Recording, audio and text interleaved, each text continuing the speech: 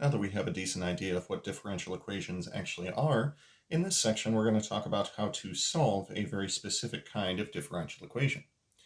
So here's a definition for you. A first-order differential equation is called separable if it can be expressed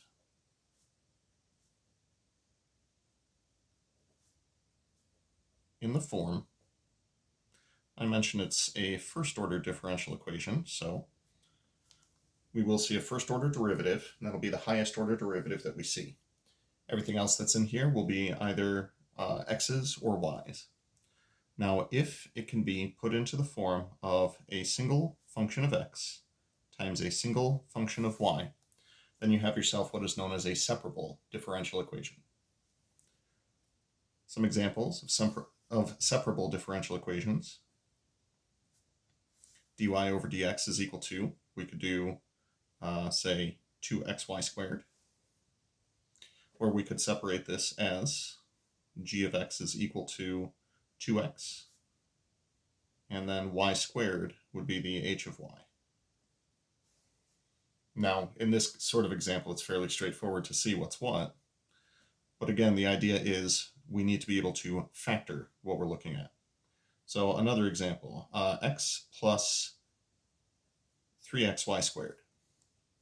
In its current form, it's not really looking very separable. However, it is possible to factor this.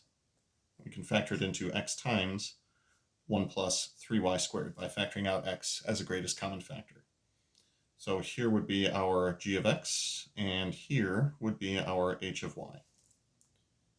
Now, occasionally we do get a little bit more complicated with how separable these things look. So for example, xy plus y plus x plus 1 doesn't look to be particularly separable in this form until we factor it by grouping. So group the first two terms together, group the second two terms together.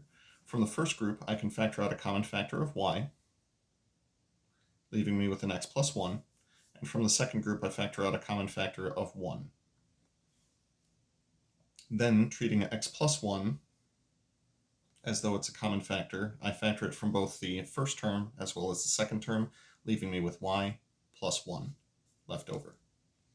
Then here is our g of x, and here is our h of y. So on occasion, when you're taking a look at these first-order differential equations, some algebraic manipulation may be necessary to get it into a truly separable form.